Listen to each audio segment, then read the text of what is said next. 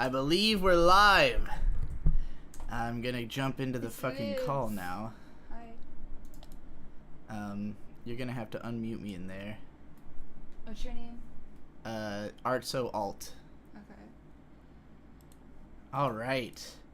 We're doing motherfucking VVV because, basically...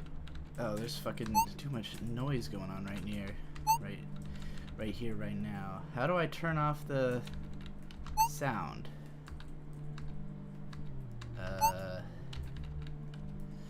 Graphic options? Why would it be in there? How do I turn off the noise from the game? Alright, well, I'll just reduce its volume in my mixer. That's a life hack for you. So, we're gonna go ahead and I guess start bringing people in. Hopefully, Turkey Tom won't be a turkey and will come in here. I think Tommy C, who I wanted to be on, is... Turkey Tom is in here. Probably asleep. Turkey Tom is in here? Yeah. Alright, get him on. Alright, nigga, you went live. Hello. You there, Turkey Tom? What's going on? Yeah, you know, had a uneventful day. Yourself, Digi? I have had a productive day. That's good. So, where should we even begin? You made a video about me last night, full of horseshit lies and misinformation given to you, assumably by other people, and you didn't do any research into what you should have, nor contact me at all. So where do we want to begin? What do you have the biggest problem with me about? I don't know if... Alright, I guess there's a lot to go over, really. Let me try to figure out a way to articulate myself. I don't necessarily have a problem with your, you know, love of lolly or whatever. You know, you can like it all you want. I don't think that you need to be locked up for it. I'm pro free speech. I don't think that you need to have it taken away, nor did I say that in the video. I guess the main problem for me is just that I find your content boring, and I don't think you handled the monkey situation very well. And other than that, I just like making fun of people like you, but that's about it. Okay, well, in your video, you do not frame anything that way. Now, if simply you had said those statements, there would be no problem and no drama here. Yeah, I'm very aware, and this is when my mistakes come in, because I'm very poor at seeing what the critical response will be and sort of articulating myself, which is my bad, and admittedly, I should have included it in the video. Now, is there a reason that you haven't taken, in light of the fact that your video is full of misinformation by your own admittance, have you not taken it down? Is it full of misinformation? I would say so. First of all, it says on the thumbnail, Digibro is a pedophile. Right. So this is misinformation because I'm not a pedophile. I disagree with that. You can't disagree with that because it's a fact. So if you say you disagree explain, with it, explain. If you say that you disagree and that you publish information such as that I am a pedophile when I'm not, then that is libel, my friend. Right, but explain, please. Explain what? How are you not? Because I am not attracted to little girls or little children in general, because pedophile. Right. So here's where the semantic debate comes in that I've been going over all day. So you're attracted to, from what I understand, lollies, which are of course illustrated, right? Yes, we'll say. And it's a sexual attraction, just to get this straight. I mean, I am sexually attracted to drawings. Okay, right. But I'm not saying you want to fuck kids. Well, that's what it means to be a pedophile. That is the definition of a pedophile. Right, but you gotta let me explain. I'm saying that you want to fuck lollies. Lollies are illustrated children. The definition They're of not pedophile illustrated children, is someone... They are not What children are they, in any way. They are just drawings. Right, they are illustrated children. No, correct? they're not. An illustrated child would imply that there is a child somewhere in there. But there is not. It's a depiction of a child, right? No. No? No. How is it not? Because it's a bunch literally of a lines drawing. on a piece of paper. It's a drawing of a little girl. No, it is a drawing that can be interpreted however the fuck you want to. What? this just. So if I draw a dragon, let's say, for example, and somebody is sexually attracted to that, Yes. are you saying they don't want to fuck dragons? Not necessarily, no. They might want to fuck drawings of dragons. I mean, probably they don't even want to fuck it. Being sexually attracted to something isn't the same as wanting to fuck it. But they certainly are not... I mean, first of all, dragons don't even exist, so you cannot want to fuck dragons because they're not real. Well, you can want to, even if they don't exist. Well, sure. I suppose you can. I suppose you can have that They're out desire. there. But I mean, look, the way I see it, I know pedophile is a very taboo term. You know, it's cast out there often. I have been involved, or at least seen situations happen where some of my one of my YouTube idols has been accused of being a pedophile, which he was not, because he was not attracted to children. yeah. You, the way I see it, drawing or not, you are sexually attracted to children. How? They're illustrated. Wait, They're not. where are you coming? If it's a drawing, it's not children. I am categorically not attracted to children that are not drawings. Okay, why are you attracted to it? They're made to be sexualized. Like, they're made to be hot. I mean, Not they're all of them. well.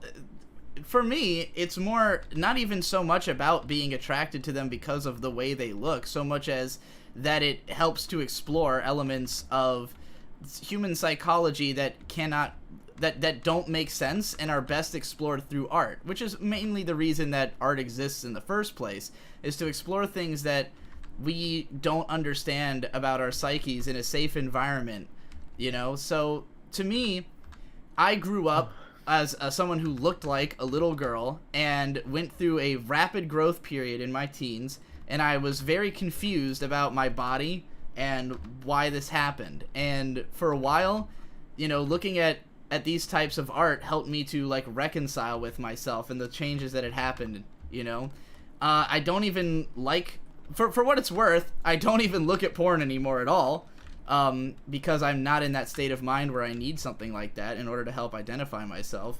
So, you know, to me, it's something that I think has a lot of potential, a lot of psychological benefits for people to explore themselves in, you know, in a safe environment where nobody gets hurt. And, you know, if there's people who don't understand themselves, they might, you know, lash out in other ways because of the fact that they, you know, don't have any way of exploring these feelings. There's probably plenty of people who are not attracted to children and use lolly porn to realize that. But, you know, you can't really put the meaning of art into a box. Everyone's going to have their own reactions to it and understandings of it, which is why it's so important to protect all of it. I'm not trying to ban it, if that's what you think. 'Cause you said I don't protect. think you're trying to ban it, but when I say protect, I mean socially.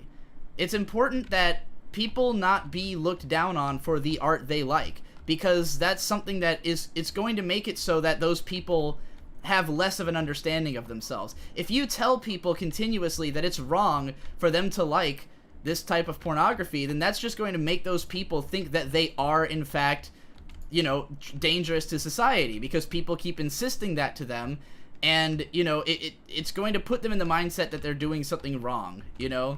And, right, but I didn't really... Did I say you're a danger to society? Well, I mean, I think it's pretty implied in the language that you use. I don't think so. I used a lot of exaggerative ad hominem... You Exaggerative said he is should not- be locked up. Did I? Yeah, in your video you did. Citation, please. What did he You got a say? What are you timestamp? saying he said? He said you should be locked up. Did he say that? Yeah, he did. He probably... I mean, you said a lot of random things, which I think were probably... I mean, honestly, half the video is just random fucking insults that have nothing to do Yeah, with what I'm you're gonna be saying. honest. The video's flawed, and I acknowledge that, which is why, before I even made it public, I put the comment at the top, which doesn't fix the issues of the video itself, but I think it does sort of clarify my stances on these things. I think, at the end of the day, I don't think... I'd love to debate you all night, but I'm not sure this debate's really going to go anywhere. I guess we can move on to the next point. Well, I just want you to concede that I am not a pedophile, and that by calling me one, you are committing a libelous act on my reputation, which is illegal. I might remind you. No.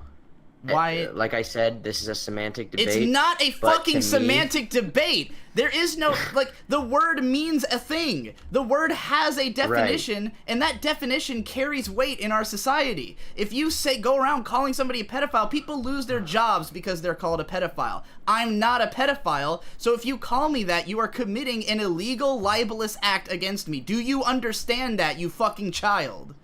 Digi, you're literally sexually attracted to children. I'm not before sexually you talk, attracted to children, you retard. I'm telling you that.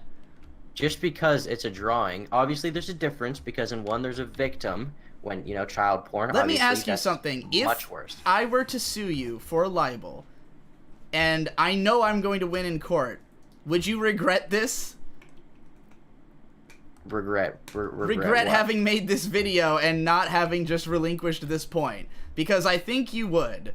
I think you would If regret you won this. and I lost money because of it, of course. Well, that could very well happen because what you have done is a libelous act. And I You could gonna sue me, do that. Digibro? If I want to, I could. Okay, well. I'd love rather to that see you it. came to the decision that you were going to retract your statement and, you know, grow up a little bit and understand that you can't just go saying things about people that aren't true, especially things that could damage their reputation and job opportunities in the future. That is what the definition of libel is. Do you understand that? I understand what libel is. I'm familiar with the term. Do you understand But- that you've committed it? No, I Okay, definitely have not. So you don't understand that by saying that I'm attracted to children, which I'm not, provably, and that is under the jurisdiction of what is considered like the legal the dictionary definition of what is a pedophile, I am not one. So for you to say that I am one means that you are committing a crime. Do you appreciate that? Right. So what you're saying is that my point is that you're a pedophile because you're attracted to children. You're saying you're not because you're attracted to drawings of children. I'm not even attracted to drawings of children, first of all, because like I said, I don't even look at porn anymore. And second of all... Okay, so you were at one point then. Yeah, but I'm saying that they are not drawings of children, because the drawings have no correlation to real life. It's not there's no human element to it. It's a drawing. If I drew you a picture of two stick figures fucking right now and told you they were underage, are you gonna tell me that's child porn? No, because even a drawing that's Now done let me well ask you another isn't child question. porn. Do you play video games at all? Not really. Have you ever? Well, obviously, if you're gonna bring up the whole video games cause violence debate and I am sort of gonna thing, bring that up because do Yeah, you of consider course, yourself a yes. murderer for the people you've killed in video games or not? No, of course not, Digi. Okay, I'm then not why saying- would you consider me to be a pedophile for looking at drawings? What is the Because- difference in your mind? Because there is none, but I'm curious to hear what you think. I'm saying, I think that's sort of a false equivalency because How? one of them. Okay, can I talk? Yeah. Because in one of them, you're literally sexually attracted to something, and the other, What? Yeah, you're literally sexually attracted to a drawing. right, of a child.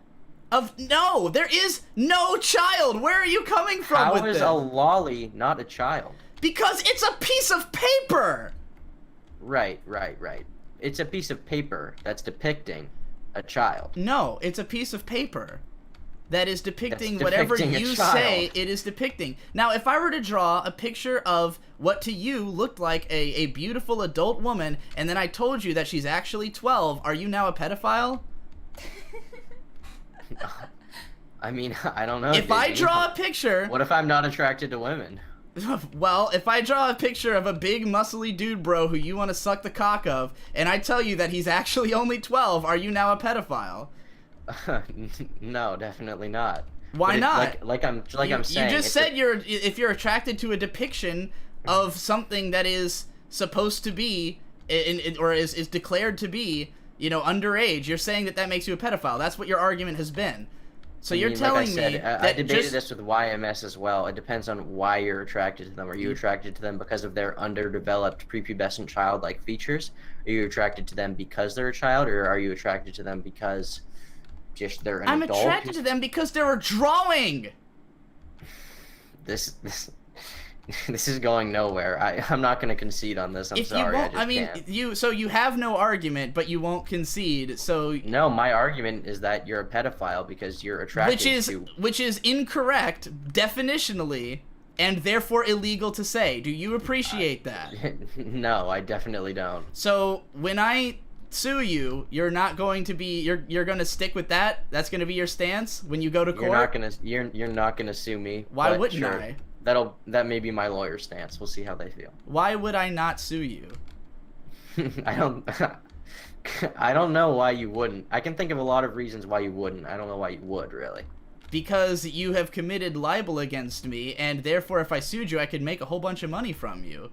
Right. I could rake you over the coals for it. You could also lose. I won't lose because you're wrong, and I know the law. I've read the law. I understand the law. I know what is and isn't illegal. Digi, you can't guarantee that just because you know what is legal and is illegal, that a judge will determine it. Oh that yeah. way. So just because I can't guarantee, even though I've read the law, means that it would be a bad idea for me to try when I'm well informed and know what I'm trying to do. I don't know if this is some kind of intimidation tactic, but I'd say if you're gonna sue me, go ahead. We'll see the Dick Masterson comparisons come in again, and it should be. Well, I like being compared to Dick Masterson, who, by the way, agrees you with me. won't be compared to Dick Masterson, did you? By the way, Dick Masterson on that show agreed with my stance. BT dubs, just in case you were confused about that. I'm not saying he didn't.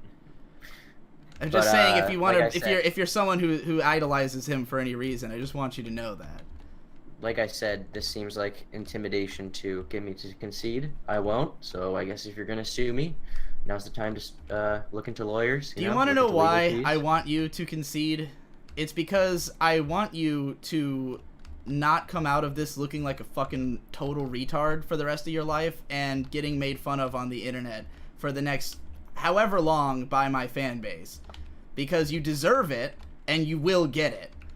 You understand? Like if this were to be a beef that did not have to go through time because you keep spreading lies about me and I keep having to defend myself because, again, it has real consequences for me as an internet creator and as in my career, you know, as an adult in the working world who has to, you know, who has to participate in society. I can't have people going around saying that I'm a pedophile and spreading lies about me because it has serious consequences for me. So I'm not going to just, like, I'm not going to stop pursuing you for this. If you're going to have a video with a thumbnail on it that says Digibro is a pedophile, you're going to be hearing from me until that video goes down. Do you understand that?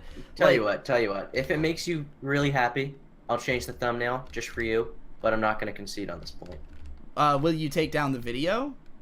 No. I plan on doing a follow-up with some corrections, but I won't concede on that point. Well, if you want to... I would love it if you would at least change the thumbnail. That would definitely be a step in the right direction. You know what? Because I'm such a nice guy, obviously. I'll do that. Alright. I'll change it to just say busting Digibro instead of all the little big words. That would definitely be nice. By the way, I don't know because admittedly the thumbnail was a little misleading because it just says pedophile instead of lolicon. It also, which I should have put because it's more specific.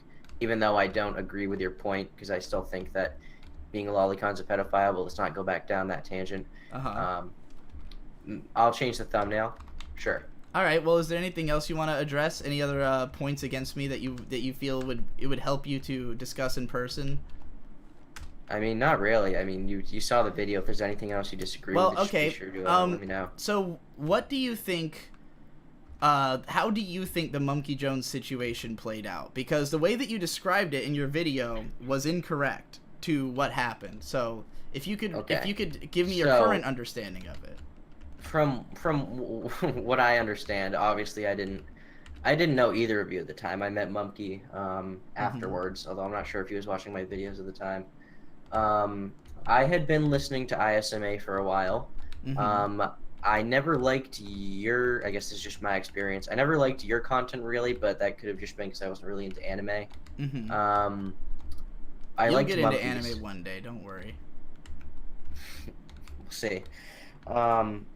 I'd enjoy Akira. I watched that the other day. But Yeah, if you moving like on. Akira, there's plenty like it. Just watch more 80s All right, shit. but like I said, I was listening to ISMA at the time. Oh god, this is like a year ago. And the sort of drama played out. My understanding is that, I mean, I think it's the understanding that everyone has. Mumkey had been associating with trolls, and he sort of encourages that kind of culture. Is that correct? Yes, that is correct. Which I agree with. I don't know if he was really good friends with them. What exactly do you just agree with being friends with trolls? Is that what you mean to say? No, or? I just mean like you seem to like. I agree that he was supportive of that, and Okay. a lot of people don't seem to see that. Uh-huh. So you know, he was associating with these trolls, sort of, and egging them on, and encouraging their sort of little, I guess it's harassment. Mm-hmm. And so that went on for months, and eventually he got to a point where you told him multiple times to stop. He never really did, and eventually straw sort of broke the camel's back. Uh-huh. You kicked him because Jesse said he would come back if Mumkey Now was that gone. did not happen. Or you offered that and he said yes, he would come back? He did not even say he would come back. He merely said that it would be more likely. But he never made any offer to actually come back to the show, and he has not come back to the show. Yeah, I know that. You know, I respect that. Because, right, well, in that case, obviously that would have been wrong in my video, but why did you remove Mumkey if there was no guarantee of him coming back? Because I thought that Mumkey's influence on the show was a toxic influence. I thought that the same thing... First of all, some of those same people who had been harassing Jesse were starting to come after me. So I was like, okay, well, not only is this affecting me and my friend, but, like, I had also been of the mind that Mumkey was going to change. I thought that he would eventually see the light and stop associating with these people because he would value his relationship with the PCP over that. And, you know, he had for a very long time thought that he was going to get kicked for this, but I guess he felt safe after a while because of the fact that, you know, Jesse had taken off, so he didn't think it was a big deal anymore. But, you know, when it started coming to pass that I was also getting harassed, and also that I could see that Mumkey was making no attempt to alter this behavior, I was just like, well, it's better that we just get rid of him now while the getting is good, basically. Right, but from my perspective, at least, I fail to see how the harassment's really an issue. I've been getting shit online for the past... Do you like getting shit online? No, but it just sort of brushes right off me. Okay, well, I mean, you don't have to take shit online. You can fight against it and help to end that culture. Right, you can fight against it, but I just think that sort of trying to prevent it by kicking someone off your podcast who is your friend and effectively ending your relationship is kind of immature, honestly. Look, this was going for 6 months. Mumkey was well aware of the fact that I had a problem with the way that he was associating with these people. It was something that had come up many times, and the way it ended was definitely not the best way, but the only reason that I had to make that video is that when Mumkey made his video, he framed it in a dishonest way. He framed the position as though, like, just the phrasing he used in his video was deliberately painted to make him look like a victim in the situation. And I mean, I don't know if it was the phrasing. It was probably more the tone, because he did sound rather somber in the video, admittedly. But I mean, I don't think he could have expected any different, considering he just lost. I mean, his one of his groups of friends online. You know what he didn't have to do was lose that group of friends, because all he had to do was stop associating with the fucking people who we were made uncomfortable by. Like, the fact that he lost his group of friends is entirely his fault. He would not make the consent. Like, you understand that this is not a matter of what is, like, morally right or whether or not someone should get over it. It's a matter of your friends are uncomfortable. It's a nuisance. It's a nuisance, right? Yeah, and if you want to be friends with somebody, then you have to make certain compromises. You know, like, he didn't have to agree with our stance. He just had to not associate with the trolls, you know, and not associate with people who were harassing members of his show, of his group of friends. Like, if you had a friend who was constantly like supporting and backpacking somebody who was kicking your ass every day, you would probably be like, dude, what the fuck? You know, and that's essentially exactly what it was like. So that's why I think it was very disingenuous of him to act like this was some huge blindside when he had said many times in the PCP chat that he thought he was going to get kicked. And he was always acting like he was just waiting to pack his bags because he's somebody that was who... likely a joke. I mean, if you guys were talking about it frequently, you know how Mumkey is. Of course I know how... I think I know how Mumkey is better than anyone else does. So I don't see why you expected any different. I mean, I just thought that maybe if he came to value his friendships over his principles, then perhaps he would change his stance on something. But because of the fact that he valued that principle of, you know, of rejecting no one and thinking it's funny, you know, and that's the other thing, is that the reason that he would not reject those people is that he thinks it's funny. It's not just that he acts like it's just a matter of principle, but like he embraces that culture because he thinks it's funny. So that means he thinks it's funny for his friends to get shit on.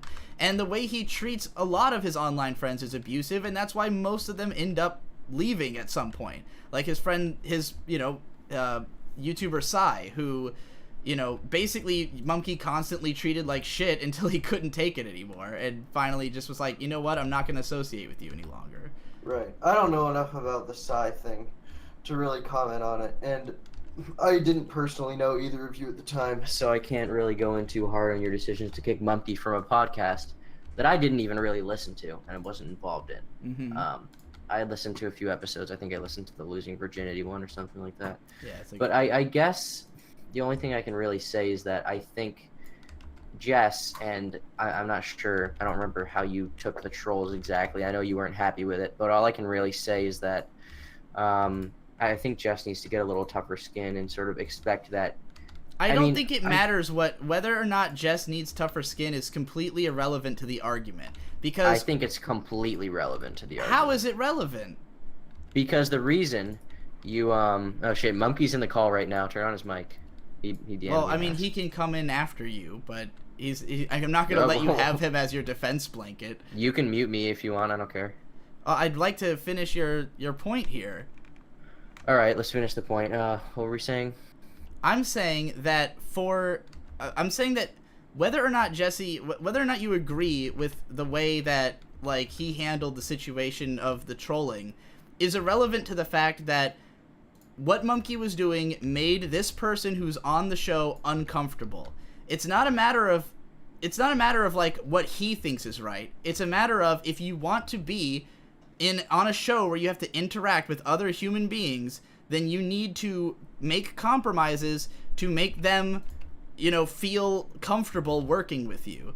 That is what it means to work in a group, you know? And so, like, whether you agree with his stance or not, ultimately the point is that if you're gonna be in a group that's essentially started by this guy, it's basically Jesse's podcast that he has left out of feeling discomfort from being on it, from being on his own show, caused by a member of the podcast, does it not stand to reason that that member's actions be questioned? Questioned? Yeah. I don't know if he needed to be kicked. Well, honestly, they were other than questioned that, many times before the kicking happened. Okay, like I said, I don't know the complete backstory.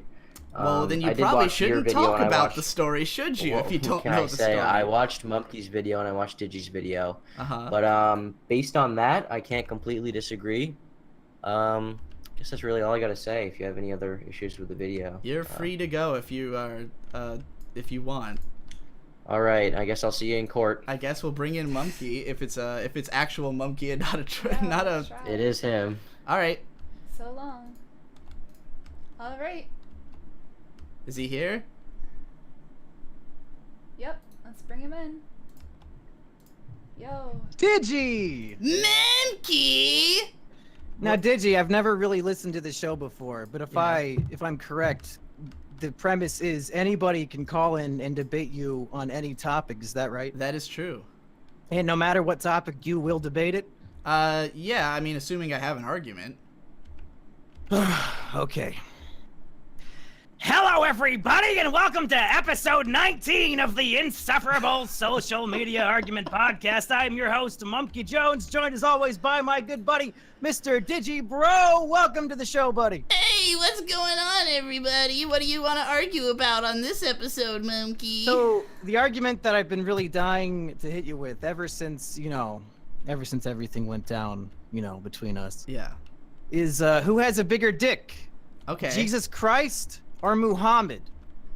Which one do you choose? I am going to say probably Jesus, because in the Middle East, they're kind of emaciated. They don't have the best food supplies.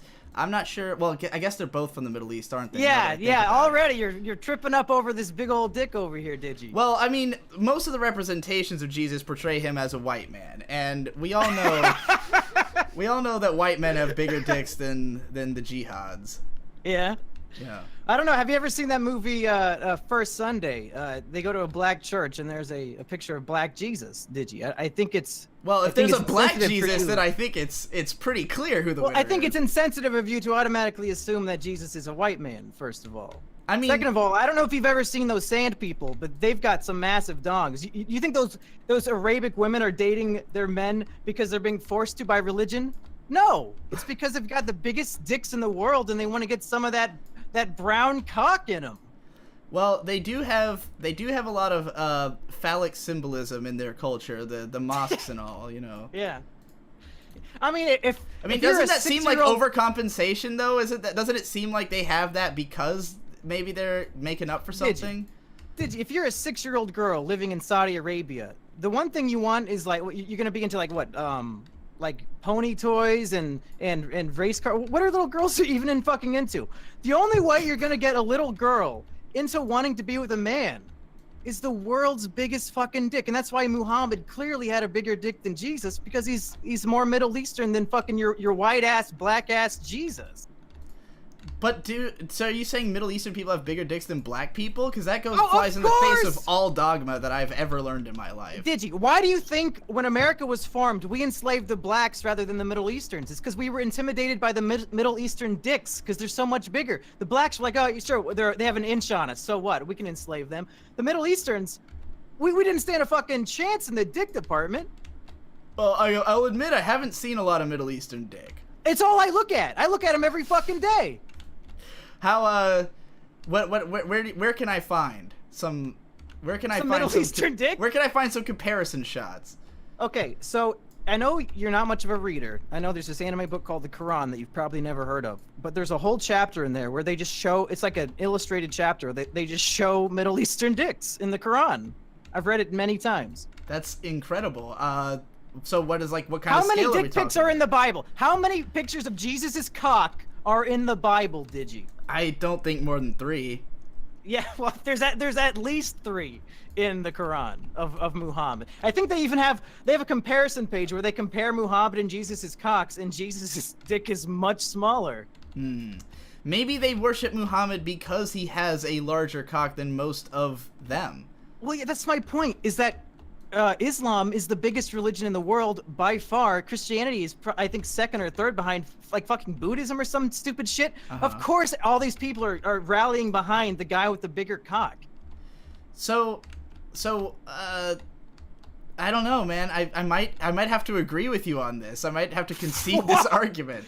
Is this the first time in Digibro versus everybody history that Digi has conceded? No, it's not. Oh, unfortunately, you don't get that vested honor. That's too bad. Well, that's all I had. So hey, it's been fun. I'll be on the next episode with a new cock argument for you. All right, we'll bring you on to exclusively argue about cocks from now on. Okay, see you, buddy. Later. All right, who are we bringing on next? We got some people in here. Y-Kick's in here if you want to bring him in. Y-Kick's in here? All right, bring in Y-Kick. Oh, we got all the boy. big names today. It's finally happening. The show I intended this show to be. How's it going, Digi? Is that Y-Kick? What do you want to argue about? That is Y-Kick. Alright, so first off, you recently said in a video that my videos are all just parody. At least, that's what you said that I said. And I'm wondering what made you say that, because I certainly didn't. Now, in the first video you did, and granted I have not watched any of these, but I have been told about them. I was told that in the first video you did, there's a part where you basically say, you speculate on something and then say, it probably isn't even true. And this presents this overall tenor of your videos that whether or not the things you're saying are factual are sort of irrelevant, because you're painting it as more of a comedy-focused video. Now, I don't know if you ever actually outright said that they were parody. That's just how I took the things that people were telling me about the videos to mean. Well, I will say that there are elements of parody and elements of satire and sarcasm in the videos, but on a factual basis, I'd say that they're fairly accurate. And when I do present my opinion, where did you get your facts from in these videos of yours? Mostly your videos, Mumkey's videos, interviewing people involved. Interviewing who? Who was involved other than me and Mumkey? Well, I tried to interview everyone who had any part in it. A lot of people weren't interested. Mostly people on your side. Who was interested? So the people that were interested were, we had Cream Man, Mr. Meatman, and Bedhead Bernie for the most part. I also talked to Ben Saint a little bit. I tried to get a hold of who were the other people? Steel Viper. Ben Saint, by the way, was the one who had interpreted your videos as intended to be parody. Well, I could definitely see that. I mean, there are elements of parody and sarcasm and satire in it, but for the most part, they're telling a story, and that just helps to push the narrative through, keep people entertained. But fair enough. Let's move on. The Ultimatum, right? So you said, I guess you recently just sort of touched on this a bit with Turkey Tom. You said that Jesse didn't say that he would come back. Yes. But in the Let's Play video that you did say that he said that. In fact, that's what sprung on the whole vote. So did that change, or what? No, did you say something? I may have what's misspoke the in deal? that video. I don't remember exactly what I said because it's unscripted. But yeah, no. The way it played out was I said to Jesse, like, if we kicked Mumkey, would you consider, like, would you be more likely to come back? And he said, there's a chance, but I'm not going to guarantee I'll ever come back to the show. And I said, well, I'm sick of Mumkey's influence, and I think, like, if there's any chance at all, then it would be worth it to have the guy who made the goddamn thing, you know, feeling that he is capable of returning to the project at some point. All right, fair enough then. So I misinterpreted, or you misspoke during that Let's Play, which led to the whole misunderstanding about the Ultimatum. That's fine. The next thing that I want to get to is doxing. Now, infamously, in my video, the PCP fails at business, I sort of name-dropped your current fiance. Yeah. I won't do it here, because I do feel like I did overstep a little bit, but I don't think that it's doxing. Okay. And specifically using the definition that you brought up, which was that a dox is the search for and publish of private or identifying information about a particular individual on the internet, typically with malicious intent. Now, it obviously wasn't private information because it was on a public Facebook page. Yes. Right.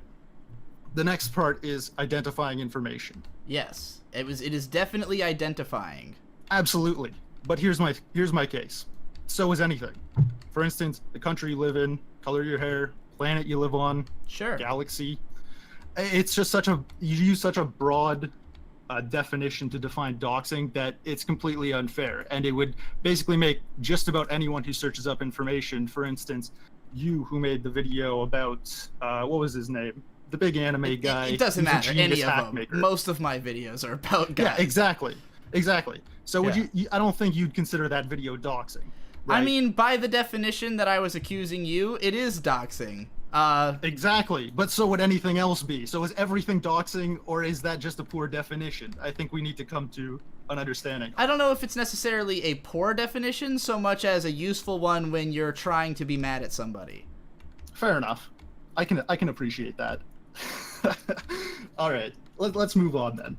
The next thing that we're going to talk about is slander. You said that I slandered you in my videos. Yes. I'm interested specifically where.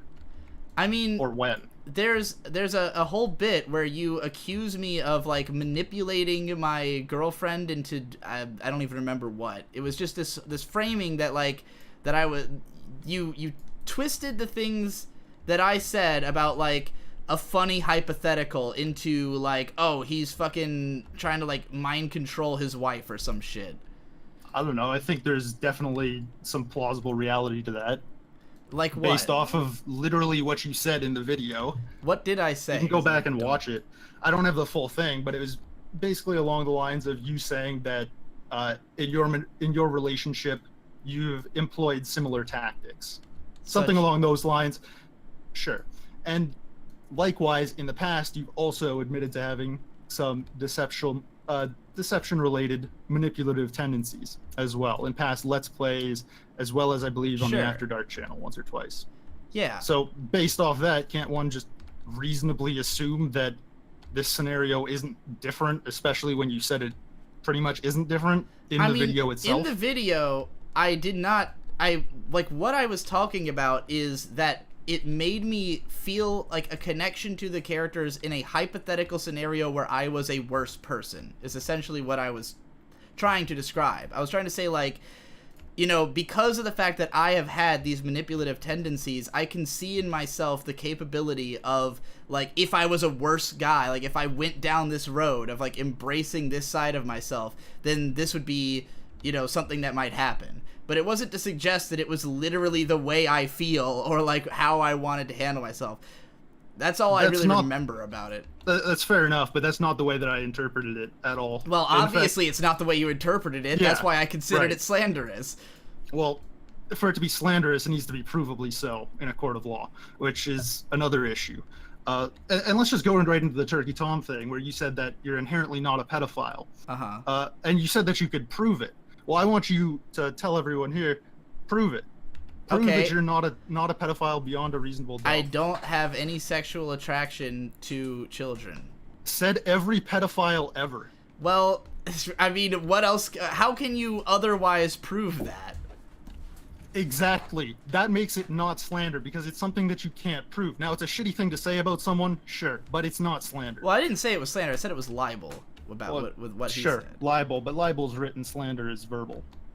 Well, whatever the case is, he's spreading... You would lose in a court of law. I would not lose because there is no basis... You would absolutely lose in a court of law. There is no basis for his claim. Beyond a reasonable doubt that you are, in fact, not a pedophile. The burden of proof would fall on you. The burden of proof would not fall on me. It would fall on him for making the accusation. You are the one claiming that he is committing slander. Therefore, the slander is that he... The slander is that he is making an accusation on no basis.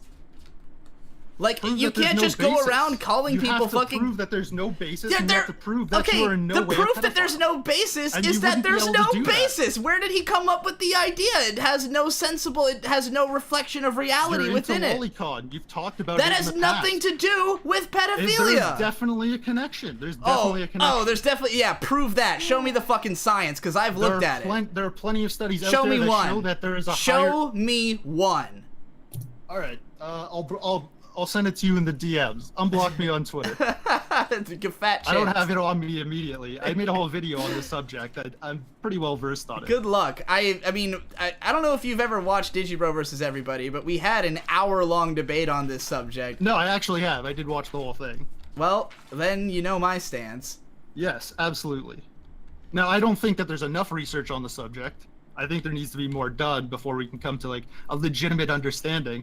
But to say that there's no connection whatsoever is a little bit ridiculous. There's definitely a larger percentage of the population who watches Lolicon that are also pedophiles than there would be. Percentage? Yeah, a larger percentage. I mean, sure. I would say than just the general population. Is it fair to say that people who are pedophiles probably do look at that type of porn? I think that's fair to say, but that does not... More so than the average person? But why would that necessarily go in the other direction? Like, that's like saying... Like, okay, school shooters are more likely to have played a video game, but that is there's no causation there. It's just that people who happen to have that personality type will be, you know, likely predisposed to consuming this type of media, but that doesn't mean that it goes both ways, you know. Fair enough. I mean, it's an argument that'll go on, but I think the base point here that I'm trying to make is that you can't prove that you're not a pedophile. Yeah, but he can't prove that I am. He doesn't have to. Yes, You're the he one taking does, him to because court. he's the one who has made the accusation. That's not the way the law works. Dude, if you just... Okay, if I just go to court and I say you're a murderer, and there's no way for you to prove that you didn't kill somebody, because maybe you hid the body so fucking well no one's ever gonna find it. Like, so does it fall on you to prove you're not a murderer? You could say... No, you could absolutely say that, and the reasonable defense would just be, look, I'm not a murderer. I didn't do that. But the second you take it to a court of law, you have to prove that that person is absolutely in the wrong in order to get a settlement. So if somebody came out and was constantly insisting that I am a murderer, and he cost me my job because people believed him, and I took him to court for libel, that I have to prove I'm not a murderer when there's no basis, Yes. That is not how it works. That is absolutely how it works. Show me proof. I'll bring up some court cases after you unblock me. I have my Law of Journalism and Mass Why are you Communication book calling right here, so I can actually pull Insanity? some up for you. Yeah, feel free. Oh, are we gonna do that right now? Because that's gonna. No, it might take me a while to look through all Yeah, my you notes. can I come took on to this the next class show like and we 3 can years hash out the ago. Yeah, rest of take that your time. debate. Sure. We're all gonna Alright, have to find a that's- bunch of fucking sources. That's most of what I wanted to talk about. One last thing, though.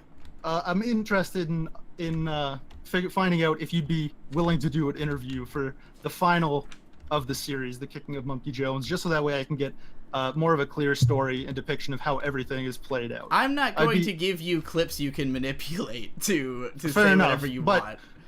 But I will tell you ahead of time that the entire interview will be posted unedited, if that makes you feel better I mean, about doing one. I don't see any reason I would want to do that, because I've already got you here now to clarify our stances towards each other in this context. Fair enough, but I don't think that this, like the subjects that I want to deal with don't really relate to me as a person. It relates more so to the whole drama and the situation that's come about.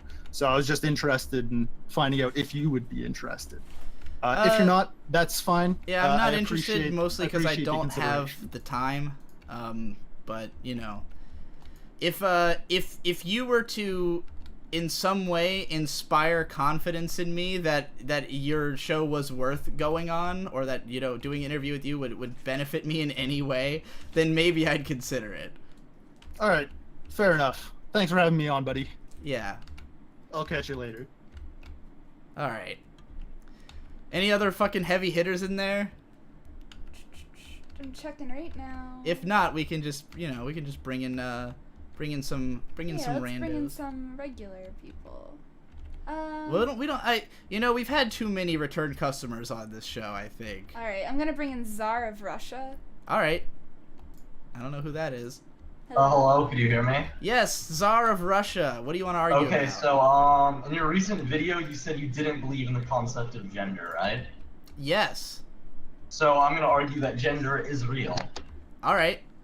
So, Swing. are you one of the people who thinks gender and sex aren't the same thing, or? Well, I mean, the only purpose of the word gender is to be distinct from the word sex. So, yes, I would say that I believe that. Okay, so, my argument is gonna be, do you think language is real? Well, I mean, what do you mean by real? Does it exist? Because you said you don't think gender exists. I would say that language exists, yes. Okay, well, gender is a linguistic concept, as in he Okay. is, as in the word he is of male gender, and the word she is of female gender. Yeah. For example, in languages like German, different words have different genders, right? Yes, that's fair. So, my argument is that gender does in fact exist because the words like that have genders just by definition. Uh-huh. Yeah. Okay, how about I amend my statement to that gender as identity shouldn't exist. Oh, okay, you think it shouldn't exist? Yes. Okay, I could argue about that about that too. So, All right, I'm if you gonna argue that gender is a useful way to organize society. I think that it can be useful, and it has been useful, but at present its use is waning, and in many ways I think it causes more problems than it does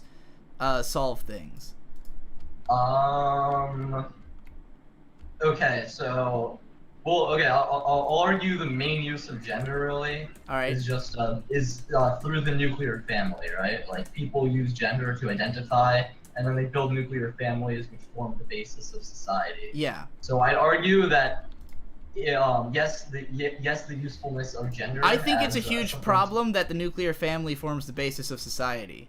I think that's what we need to be doing away with. Do you think there's ever been a successful society that the nuclear family wasn't the basis of? Not yet. But there Okay, will be. so what would make you think there could be one?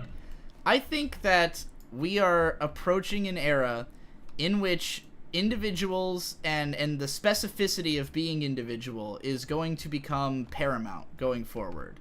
Where we're in a society where we are going to increasingly have less concern over resource management, less concern over like factory production jobs, because of the fact that we are we're finding ways to let robots and computers do more and more of the work for us. So there's not this necessity for us to have this nuclear family that is just like a unit that is self-satisfied by, you know, by its mere existence. Going into the future, we're going to need people who are embracing whatever makes them weird, because that's where innovation and evolution comes from. And as the technological singularity approaches, that evolution becomes more and more the forefront of what brings change in society. And so that's why I think that increasingly we should have less focus on the current social paradigms and more focus on figuring out what paradigm will allow for, you know, the faster growth of future technology. Okay, so I will agree that individuality can be useful, but the place where you're going wrong is by throwing all, I guess, collectivism. Though I wouldn't like to call it that, because it's I guess not. For example, a murderer is unique in that most people haven't killed somebody, right? Right. But we wouldn't say that they're good just because they're unique. No, right? no. I mean, I don't think that anyone is a murderer. To have performed murder makes you a murderer. You might have a psychological predisposition to being a murderer, but if we can rectify that, if we can make sure you don't do that, you will not be a murderer. You see what I'm saying?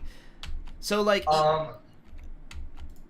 I think. But isn't what people do more important than what they are? That's what I'm saying. I'm saying that if we were to take somebody who is predisposed to murder, and we were to tell them like, hey, like that might be something that you feel like you can and should do, but here's a better application of that unique mindset you have. You know, if we could find that, we can, like, we don't have to let people be unique necessarily on their own terms, because as a society we don't do that. We lock up people who are unique in a bad way. So as long, I think we're fine on that regard. I don't think we need to change anything about that. We don't have to just full bore embrace all uniqueness, but I do think that we should be embracing any uniqueness that is not harmful to other people, you know? Okay, well, so if we look at it, people who do not grow up in, like, nuclear families tend to have the worst life outcomes. Or, for example, people who grow up without a father in their house are more likely to commit crimes. But that's because they live in a society, in this society, the society that is built around the nuclear family. If we can modify society to not penalize those people, then they won't have this issue. Okay, well, I guess I'll make a biological argument. So, alright. You know how some animals, like fish, you know, they just have their kids and they just dump them by the wayside? Yeah. Well, animals like humans, one of the main things that separates us from, you know, other animals is that we care for our children, right? Yeah. So the nuclear family is the vehicle of us fulfilling that biological But it goal. doesn't have to, it's not the only way, clearly, especially not in modern society. I mean, like, you know, in the beginning, we had to huddle together for warmth, but now we got space heaters. So it's like, you don't need You don't like. There's plenty of people out there right now who are successful and live alone. You know, who don't have a family, who never develop a family, and who still manage to contribute something to society. So we can't say that the nuclear family is necessary right now. It might be helpful overall, and it might make you less likely to fall through the cracks in this current society. But that society could be modified. So do you know anything? Can you come up with any specific way of organizing and just well, because obviously not everybody has to get married. But we're just talking about the decide to have children. So can you think of any better method of organizing how people have children, how people reproduce? I think I think that we're in a situation right now where there was a time when we just needed everybody to make as many babies as possible because having more people was just net good. Now we're not in that position anymore. We have too many people, we can't service all of them within our society, and we don't need more of them to make advancements as a society. What we need is them to be better educated, them to to be more prepared to deal with a technologically driven world. So what I would advise is that people who are not in a position where they are capable, like where they are willing, able, and good at raising kids, if you're not those types of people, just don't. You should focus on something else, Well, actually, a lot of countries are. Well, okay, so obviously so when you're saying that people are having, when there's too many people, so you could argue something like that for a country like Ethiopia where people are starving. Mm-hmm. However, in a lot of developed countries and first world countries, they're having the problem where people are not having enough kids. So, for example, two good examples are Germany and Japan, right? Right. So these countries, because they're not having many kids, their population is aging, and because their population is aging, it's putting pressure on their pension programs and on their social security programs. True. Yeah. Here's a question: do those countries deserve to exist necessarily? Yes. Because, like, Japan should probably just, like, move to the mainland, dude. Because that shit's gonna sink into the ocean, and, it's... That's not for quite a while. That's not anywhere. That's not in our great-great-great-great-great-grandchildren's lifetime. I'm just saying they should start getting to work on that. But why would they want to give up their country? Well, they wouldn't, but, like, that's unfortunate that they don't want to, because it would be a good idea probably. So are you arguing against the idea of countries existing, or? I think it would be helpful if rather than countries, we just had like an endless array of extremely small governmental communities. So you're arguing that we should just for sake of scale, so should these communities be 1 million people, 1,000 people? Like 150 people. 100? Okay, so you think we should organize in groups of 150? Yes, in accordance with Dunbar's number. Oh, as in like 150 people, or the most you can know. Yeah, the most that you can have meaningful connections with. So let's say that for every 150 people we had, like, a few doctors, a few psychologists, a few teachers, and then everyone else fulfills whatever other roles are needed in this particular area, because, geography-wise, like, different people in different places have different needs, and this is a big problem with the concept of countries, especially one like America, where it's so fucking big that the needs of one community are completely unserviced by the federal government, and even the states. A lot of them are too fucking big to really set rules, especially ones where there's big urban areas and then an entire fucking country of wetland that has no ideological or sociological similarity to that big city, such as New York. These are just like badly drawn out ideas of how what's the word I'm looking for? Just a small government is all I'm trying to say. Hey, libertarians, let's go. Well, a small government's different than a government that rules over a few people. But so here's where you're wrong. I know that, by the way, but I meant both. Like, I want. Okay. So, sorry, but So you think it's convenient how like if you're in New York you could use the same currency as if you're in LA? Yeah, I mean we could just have a global currency, you know? But how would you stop people from counterfeiting it? Well, and remember, currency is just one example. Let's go back to the barter system, or let's just use cryptocurrencies. You can't fucking. Okay. You can't. So, I don't think you can fake a cryptocurrency, can you? But what stops people from just creating their own currencies in massive inflation? Well, logic, educating people not to do that. How are you going to educate people not to do that if there's not a centralized government to do so? By having, you know, just like make people smart and like. Yeah, well, if it was that easy just to make people smart. I'm Never sure said anything was easy. We're talking about ideals here. Okay. So I have another question. This is the big one. What stops somebody from just deciding, all right, I'm gonna warmonger, I'm just gonna conquer the world, because now that there's, you know, America doesn't exist, Russia doesn't exist, so I should just be able to steamroll through these 150 people communities. I mean, you can try, but like we are at a point in society where nuclear weapons exist. If anyone has them, everyone's fucked. So let's just say every 150 person community has their own nuclear bomb. What if an insane person winds up in charge of the 150 person community? Well, then he'll probably nuke something and everyone in the world will die. Okay. Let's try to keep insane people out of the government. Well, here's the thing. So if we're dividing into communities of 150, and every community of 150 has a nuke, and there's 7 billion people, right? Well, so there probably won't be as many by this point. Divided by 100. Are you still there? Did he cut out for you? Yep. Am I still there?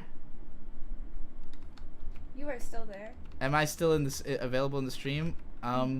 Well, let's give him like 10 seconds and see if he reappears. If not, we'll have to kick him. This is an entertaining debate. Alright, do you want me to... I'm looking at the chat, they're just like, this is fucking retarded. Yeah. I love it. Who were you saying we could bring in? Anybody else? There's a bunch of people who want to be people are saying, I see bring in Rei the Offbeat Otaku. I think that's a YouTuber of some denomination. Let's bring him in. Alright. Hello? Hello? Is this Rei the Offbeat Otaku? Yes. What's going on? What you want to argue about? So last time I was on, yes, bring in some, quote, spicy Coheed and Cambria opinions. Oh. But I'm gonna subvert expectations. I'm deconstructing the podcast. Instead, I'm gonna tell you how your content needs to be again. Oh, another one of these, huh? All right. Actually, I'm kind of memeing. Oh, okay. So, because before I want to talk about hyperbole. Mm-hmm. You overuse it, and I'm not sure if you use it well. Like, okay. I've gotten so much better about it since my youth, but I'm sure I do still abuse it. Okay, well, like, your Twitter. Your Twitter is starting to turn into Nino's Twitter. Yeah. A little bit. That's not good, because but it's like Nino's Twitter if it was like if it was like not shit though. Kind of. I mean, I feel like you're doing this thing now where you try to word everything in the most hype, hot take, like you're the hype man on a SoundCloud mixtape way, and yeah. I'm like, and I feel like it kind of makes your arguments worse. Well, the thing is, like it makes you harder to side with. The thing and, is like, that it makes you people already have. It makes people start arguing with me, though. That's the thing. Like, but you already have such a big audience that people are gonna argue with you anyway. You have a whole show where people argue. If I come out and I'm like, "Hey guys, maybe we should reconsider gender," then they're just gonna be like, "Okay." But if I'm like, gender isn't even fucking real, you dummies. And then they're gonna be like, but, and then they're gonna respond, and then when I respond, I can, you know, like, explain myself, and then they have to now actually realize that they have to think in order to, you know, continue the argument. Because when Sorry. Yeah. No, just when you come out swinging like that, people just assume you're a fucking idiot, but then when they have to then, like, because they think that, they feel disarmed, and they just come at you. They just fucking spring into action. But then, when you start hitting them with the logic that they don't see coming, they're like, oh, fuck. Now I have to, like, formulate thoughts. And that's when you get them. That's when you snare their ass. Okay, see, I can see that. But then you don't need to keep swinging. You could just swing once and get the job done. I suppose so. I'm trying to live my life more like a samurai. One strike, one kill, but you know, it takes a while. It takes a lot of training. Okay, but just like, you know, I feel like, you know, if you know, that point about political protests, or just like processions, you could have just said like, hey, people who are doing this are making life harder for everyone, and it's fucking everything up. You didn't have to say, these people are terrorists. But that was how I felt in my heart, because I was trying to get May to a goddamn doctor's appointment, and all these fucking people were in the road on the only road I had to go down. And so I'm like driving all over town trying to find another fucking road, trying to get to a doctor appointment on time, and I'm just like, how would this be helpful for any, like, who would witness this happening and be like, I'm gonna take those guys' side, you know? Like, and I mean, the tactic is literally to piss people off and make them listen to you, and like, it's the same theory on which terrorism is built. You know, it's not necessarily it's not necessarily intended specifically to evoke terror, but it can, and it has a lot of negative consequences. Like, you know, there's plenty of reasons that being trapped for hours can negatively impact your life in deeper ways than might be expected. And like, when people like just brush it off like it's no big deal, like, oh, you're just selfish because you just want everything to be like convenient for you. It's like, this isn't necessarily a matter of convenience. There can be consequences for this, you know, such as I have to now pay a few $100s in late fines to a doctor or something, you know. Maybe I don't have a few $100s. Maybe I'm late on rent. Maybe I get evicted for that, you know. Yeah. So I'm just saying, I feel like this is kind of a problem that you have just in general, like with people understanding you. Like, I know that you're not going to sue a 15-year-old kid who's just like some random troll that nobody actually cares about. But he doesn't know that because he doesn't know you. Or like when you were on the A1 Pictures podcast, he seemed pretty confident that I wasn't going to sue him. He seemed to think I would not do that. But I want him... He seems too smug about winning to fully think that you're not going to sue him. I just think that the tactic there is simply that I want this kid to understand that there is consequences. And that, I guess that's always what I'm trying to go for here, is that, like, if you don't make it sound grave, if you don't present the full brunt of, like, the rage that I feel, then like, I want these people to understand that this isn't something to be flippant about. This isn't something to just be like, oh, let's all be cordial because that's how you talk on the internet. It's like, no, this has real life consequences, and I'm going to treat it as such, you know? Yeah, but still, I just feel like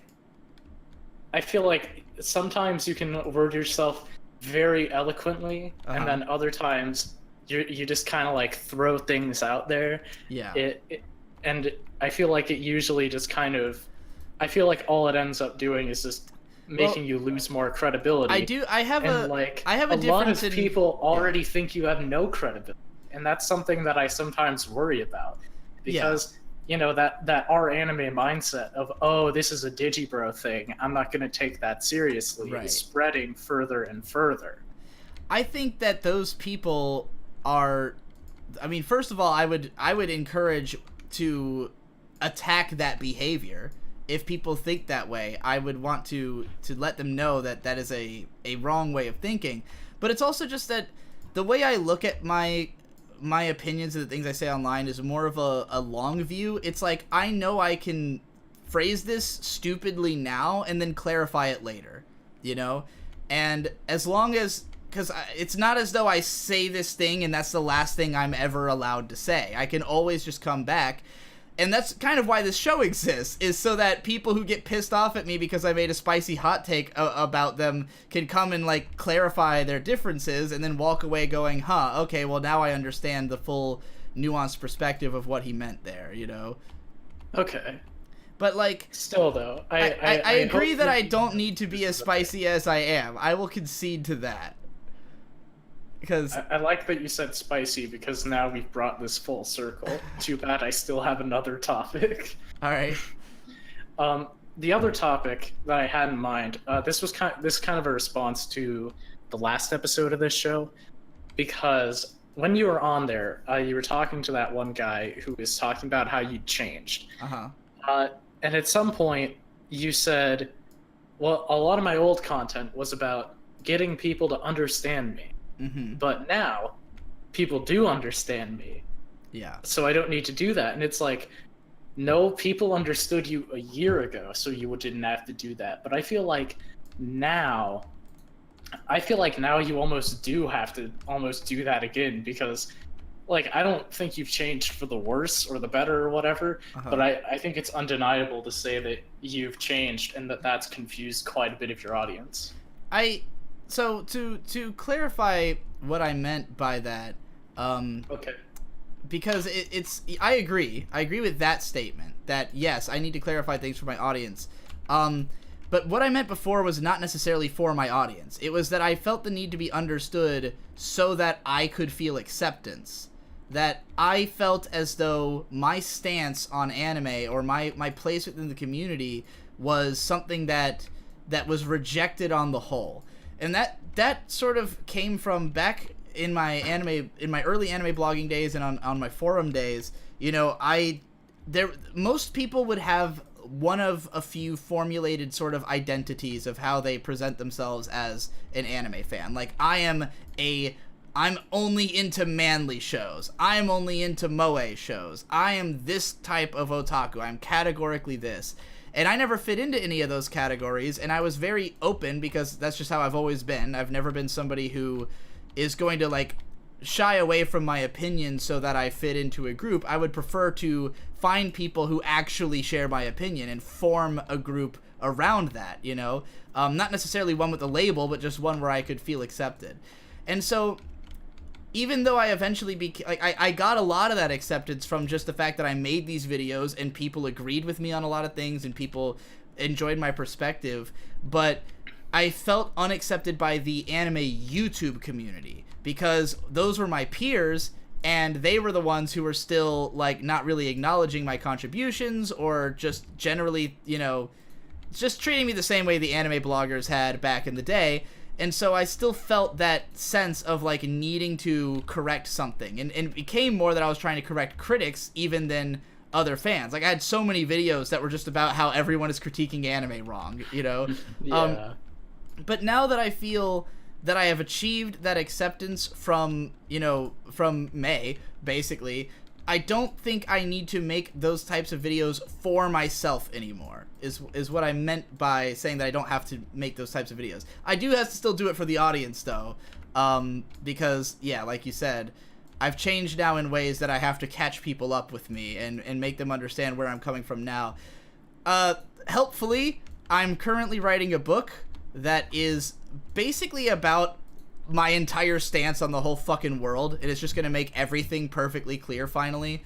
So that's part of why I've been doing these spicy memes on Twitter is that I'm kind of trying to see how people will react to some of these things that in my book will be presented with way more nuance and careful wording, but it's like, how will people react if I say it this way? You know, like, and how careful do I need to be? So, you know? So it's all just a social experiment? Yeah, I would say, I would say all language is a social experiment. Oh man. How's that? I mean, you're not wrong, but that's pretty spicy. That is pretty fucking spicy.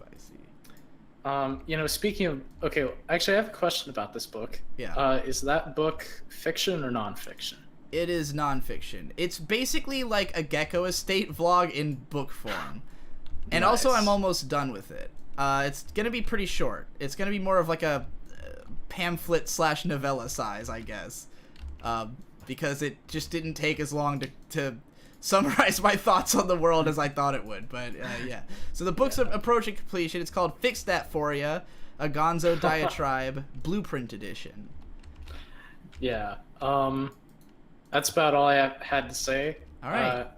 Couple quick, two quick things. One, just speaking of books, thanks for letting me so blatantly shill my own book last time I was on here. No problem. Did it help? It did get me some more followers to my Twitter. Hey. And also I want to give a shout out to Zelsk in the chat there. He's the guy who always does the timestamps and is also just generally a cool person. Yes, No big one's shout out given for him- the timestamps for sure. No one's given him a shout out. I want to rectify that. Well, thank you. I'm glad someone Yeah. did. All right. Nice talking with you again, Digi. Yeah, that was good. Let's bring in the next contender. Ben Saint's in here. Do you want to bring? Hey, him let's in? bring in Ben fucking Saint. All right. Is he still in He might just be in there to listen though, for No, all we I'm just know. making sure that. Oh yeah, he's still in here. Well, you know, I've never known Ben to be less than 10 minutes late for anything, so. Hey. Hey, Am I in? You're Am I in, Ben. What do you want to argue about? Digi, I got a fucking bone to pick with you. Yeah. Yeah. Listen to the Formless cast, or the first one or whatever. And I demand more credit. I demand more credit for the Rowdy Fuckers Discord. That is my baby. I am the ideas man. I am the ultimate architect of endless sport. How did I just make it sound like it was all Munchie? A bit, not entirely, but a bit, you know. Okay. You were like, Mo, Munchie's a genius. He's creating this endless war thing, and I think Munchie is a genius. I mean, he's 17, and I feel like he's been operating at an adult level for years. Yeah. So I won't disagree on that point. However, endless war is my baby. Endless war is my baby. Yeah. And I'm its father, and Crack is its mother in the sense that he's the one who's going through the actual labor of producing it and bringing it into the world. Yeah, I mean, I'll admit I don't know enough about the Rowdy Fuckers Cop Killers world and background and development history to truly make the kind of comments on it that I might have. It's understandable. I understand why you felt that way, because aesthetically it is Munchie's thing. Like Munchie is the designer, is like the original inspiration of the aesthetics of the world and all that. Design wise, I'm the one. I'm typing up documents. I'm typing up documents every night, being like, oh, what if there was a 50% chance that you would find a hat when you go digging in the dirt or something. Yeah, so I demand my accolades. All right.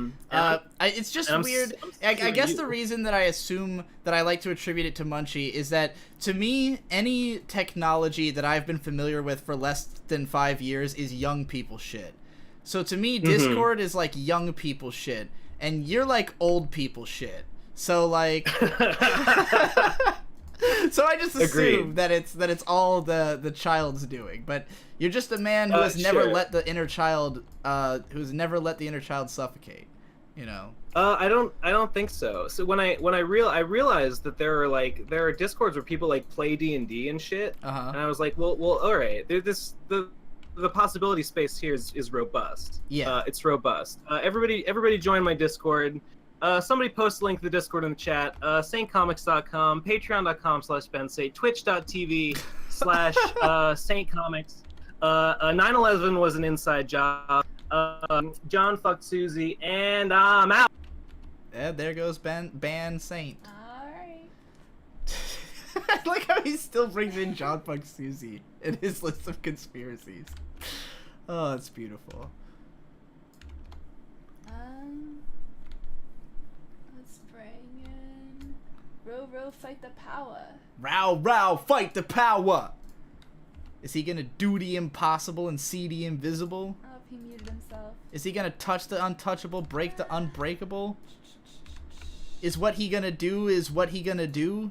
Just break the rules and then see the truth? Press QQ. Is he the Hello? Yes. Hey, what's going on?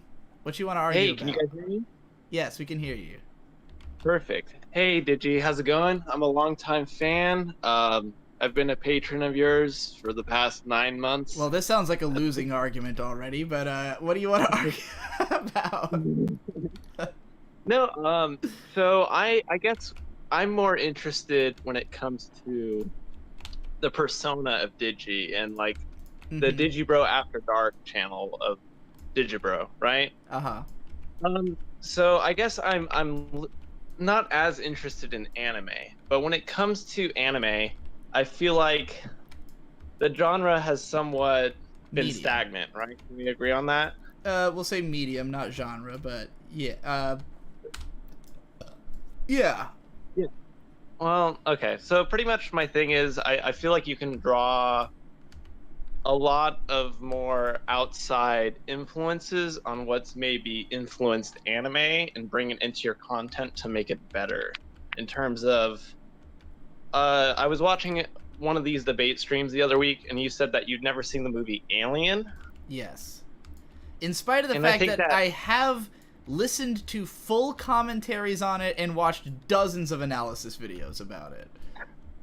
Yeah, but I feel like that's not the same as watching it. Yeah, you know. And I actually have seen the first like half hour of it when I was like 12, but it bored me to tears at the time. But I mean, back then all I watched was samurai shit, so like that is not a surprise. Yeah, I mean your tastes will change because you know you were 12, right? I'd like to watch Alien.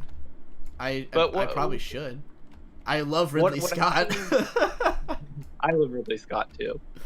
So what I'm saying is that, you know, I think that instead of using your time, say, to watch every single anime of the week, right, which we can say is probably not that good, through, say, bringing in influences of, like, watching Alien, seeing the movie, and understanding how it's impacted anime as a medium, it would not only push yourself as an artist further, but would... I guess there's no other. It would just push you as an artist. A lot of the reason that I don't like to do stuff like that is that any of those really big influential movies, they get talked about a lot. You know, like, I don't know what I can contribute to the conversation on Alien that hasn't been said about it. Like, the impact it's had on anime is the exact same as the impact it's had on everything else. It you know, it was revolutionary for its tone and the approach to sci-fi horror. Like, I don't think that the things it might have inspired in anime would necessarily be, you know, like, unique to the medium. I mean, if you were to watch Super Bunny Hop's video on the influence of Alien on video games, that is a deeply fascinating video that I think, like, I will never be able to top that by talking about anime, you know, in terms of in relation to that movie. I see the lineage of what you do. You know, you understand, oh, hey, this influencer, say, like, the director of, I don't know, like Gurren Lagann drew directly from this influence, right? Right. And then I guess where I'm more interested is, okay, then where did that guy draw from outside of that? Well, I mean, example, that's Turtles all the way down. You can go forever that way, you know? Yeah, but I feel like analyzing that will push yourself further as an artist instead of just watching generic A1 pictures. Okay, well, for what it's worth, I only watch the generic shows for money. Like, I have to talk about anime. What I'm saying is, I think my opinion matters because I give you money. I'm the guy who gives you the money. That's true. And I give you money at a higher tier than probably most people. Okay, so exactly, frame for me exactly what kind of video are you imagining that would be, like, ideal? And I mean, how what is the sustainability of continuing to do this type of video? So what I'm saying is, like, for example, have you seen an Akira Kurosawa film, right? You know, I actually haven't watched any Akira Kurosawa films. Have seen a lot of analysis videos. Exactly. That's what I'm saying. Is like Akira Kurosawa is not only so influential in his own realm of film, that has totally influenced so much anime. And I think that, you know, through watching the Akira Kurosawa film, like say Rashomon, you'd understand, oh, instantly this scene that I've seen in another anime makes sense. I mean, I would say I've been analyzing how Hayao Miyazaki borrows from Akira Kurosawa's film style just on the basis of Every Frame of Painting's video about Akira Kurosawa. Because he does copy a lot of his techniques of, like, using a large number of people to, you know, convey an emotion more powerfully and stuff like that. Yeah, or, you know, like, say, have you seen Tokyo Drifter? No. Are you aware of Tokyo Drifter? No, I've never heard of it. What is it? It's essentially what helped inspire Lupin the Third. It's the same exact style, not same exact style, but it's extremely influential on the series. It's even influential in Tarantino, and I think that movie's considered a masterpiece. It's a Criterion film. I think that by you spending your time watching Tokyo Drifter, you would gain more from that as an artist than, say, spending 3 hours of your day just watching whatever anime of the week. I mean, I think that first of all, I agree completely, and I typically try to watch more classics, though I've always been kind of limiting myself to the realm of anime because there's just a more clear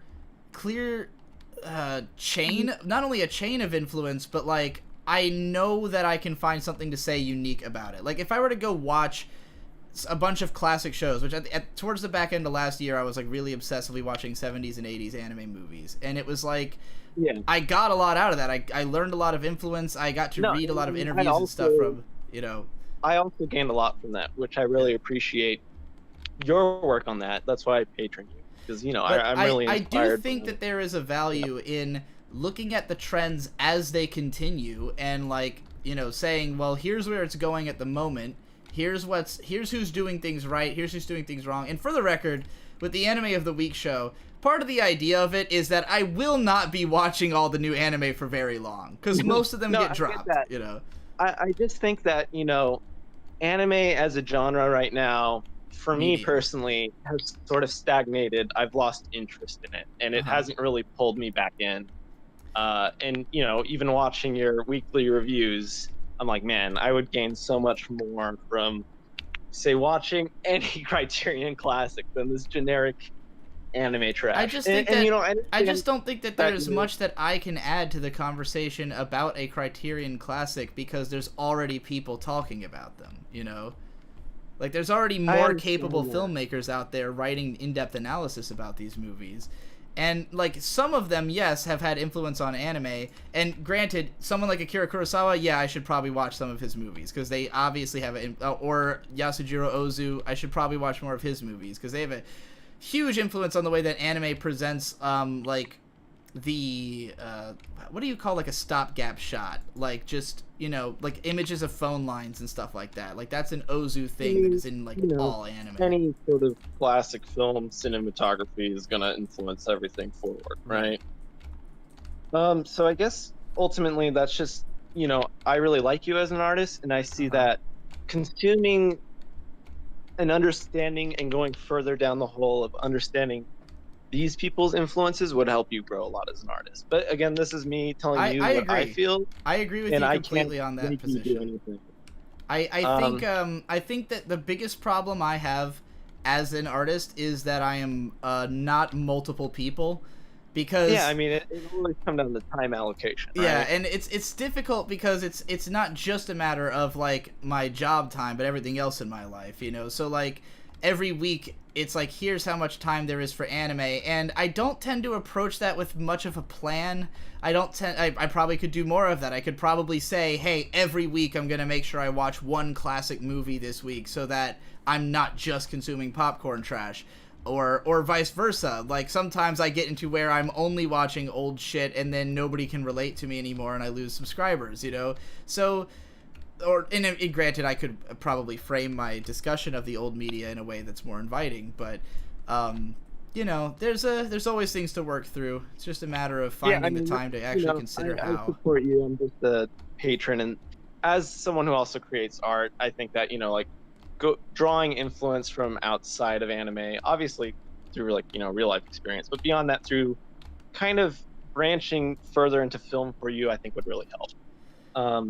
Yeah, I don't disagree. I've always felt bad about how little movies I've seen, and part of it for me is also that it's like, you know, it's a little embarrassing to get involved with something that you don't fully understand or are bad at, because like I just never really liked movies growing, like, until recently. I always had a problem with films because I liked long form media. I like to form like connections with characters and you know, see them in all these various circumstances. So like most of my favorite anime you know, tend to be stuff that is at least 13 episodes to 26. There's very few anime films that I really love until recently, when I started getting like super into Miyazaki and like realizing that the great thing about film is that it usually compresses a lot more depth into the images than TV anime is likely to do, you know. So therefore you might watch an hour-and-a-half long Ghibli film that has more to say than a 50 episode TV show. So I am more inclined to check out films now. So basically I'm going to take your advice, and I'm going to dedicate myself to watch at least one classic movie every week. How's that sound? That sounds great. I really appreciate that, man. And it feels good to hear your feedback, and knowing that you also feel that it would be helpful. Yeah. I think beyond that, the only other critique I have is, you know, in my free time, I do music on a professional level, and I really like your music, but there's times where it clearly sounds rushed, and I think that, you know, for me, Gay and Dead was really good. Like, I really think that Gay and Dead was sort of your first project that really came together and is really cohesive, and I think that some of the beats are okay, but I feel that a lot of your weakness as an artist comes from your beat selection.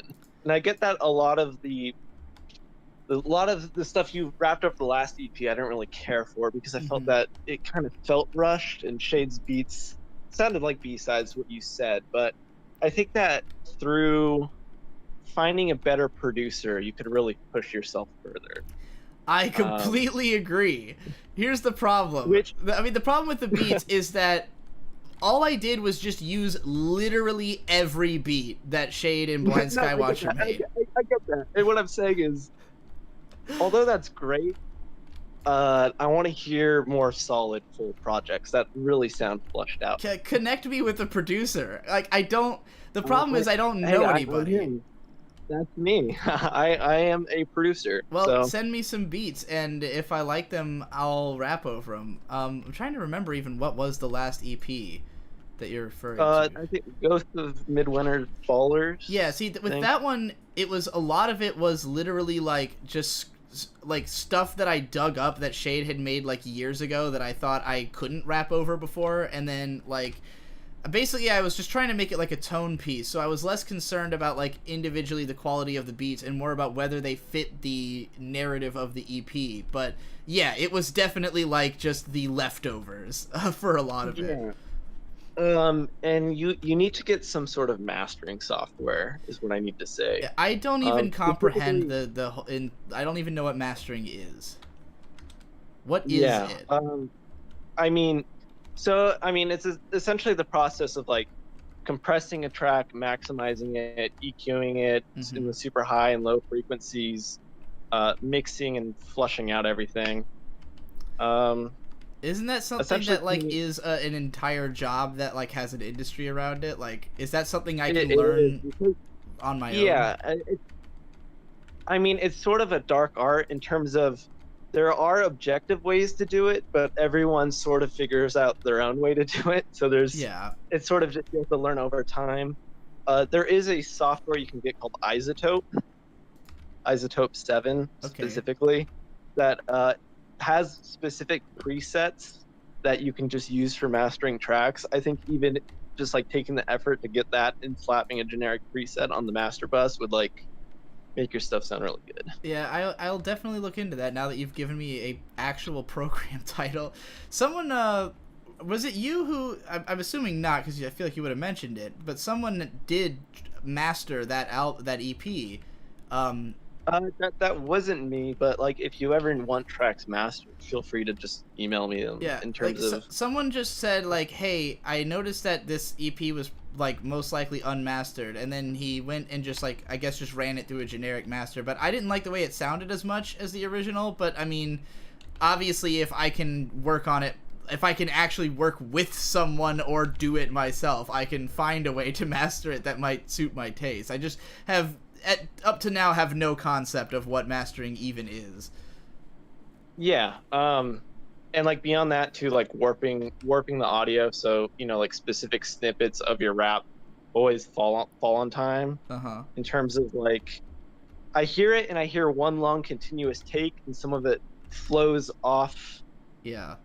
Rhythm, which is fine if you want that to be an artistic choice, but there's some moments where it's clearly not an artistic choice. Yeah, and I'm very a lot of the problem in my raps is that I'm fucking lazy, and like I often just do one take and then just publish, and then actually a few of my songs I've been going back and redoing before the music video. Like if you watch the All of a Sudden video, it's a totally different take from the original release on SoundCloud.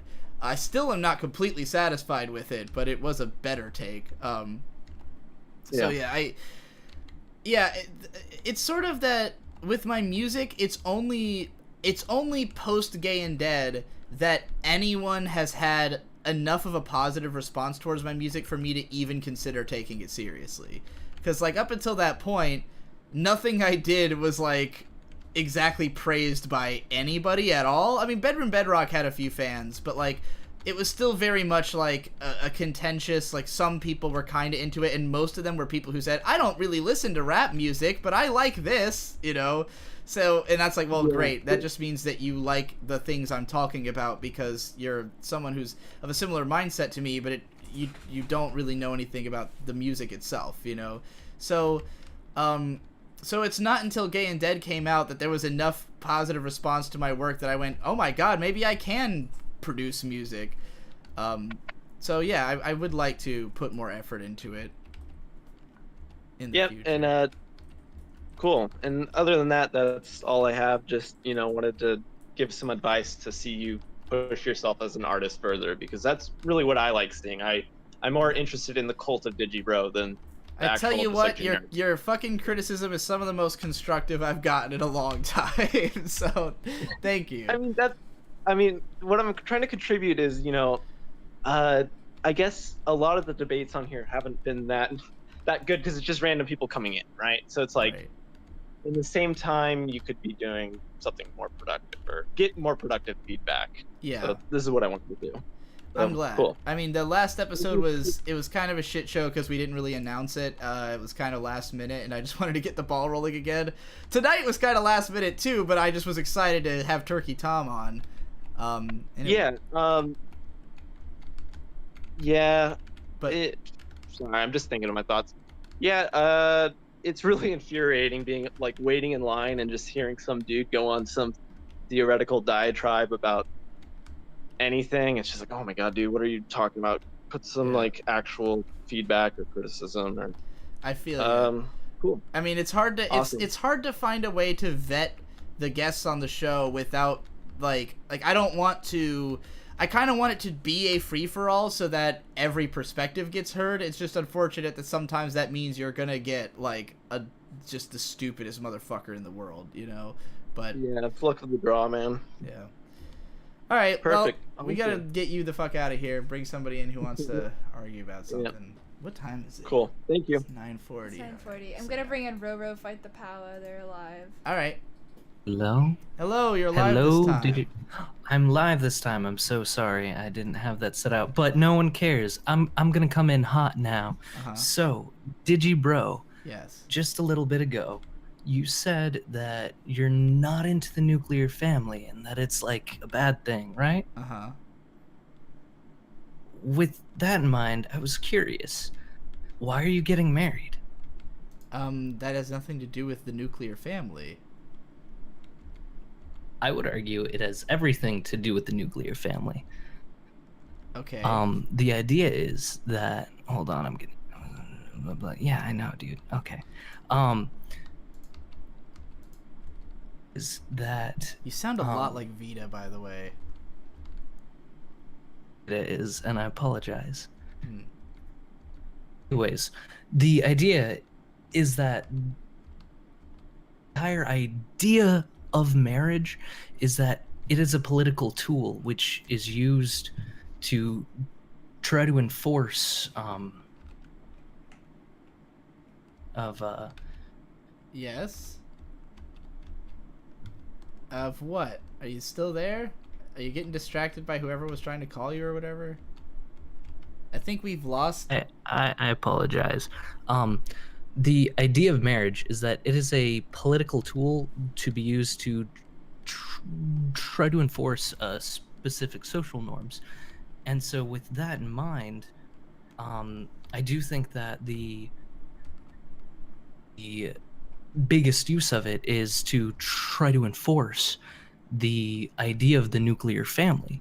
All right, well, let me tell you right now why I want to get married, because I don't necessarily think that marriage as a concept has much meaning, but in the society we happen to live in, if you don't get married, I won't be able to watch my child get born, because they will not let me in the hospital if I am not either blood related or or married. So to me, it seems I also will get tax benefits. So like getting married has practical applications. Now, granted, it's definitely a tactic to encourage marriage by the government to do these things. But, while I might be working within the system with the hope of subverting it, the system is as it stands, and I would be remiss not to get married with the things I'm planning on doing with my life and my relationship, is basically what I'm saying. Well, and I'm not here to try to tell you to don't do things that do make you happy, but would you also agree that alternatively you could try to push instead for society to try to be a bit more open-minded, either through specific legislation or like what is societally appropriate when it comes to the idea of you can be with someone and be an important person to them and not be married. So like, yeah, and I mean there is common law marriage where if you live with somebody for 10 years, then you're considered to be common law married to them in certain states. So there is some... Why are you pushing to be married specifically when that has a lot of downsides? What are the downsides? Instead of just, oh my, okay. Well, one, when you do celebrate marriage, it's a celebration of the institution of marriage. And that historically has been a tool to keep down a lot of people. I don't care about what it was historically. Like, it's what is it right now. And I totally understand if you do not agree with that. That's a bit of an ideological approach. But essentially, one, when you promise to get married, you're promising a thing so far into the future that no one really has any kind of a sense for. What do you mean? And I mean, if you want to do that, that's fine. I'm not telling you to not do that. But I do find it incredibly irresponsible to the other person that you might be promising that to. Why? What's irresponsible about wanting to get married? I don't understand what you're saying. The idea is that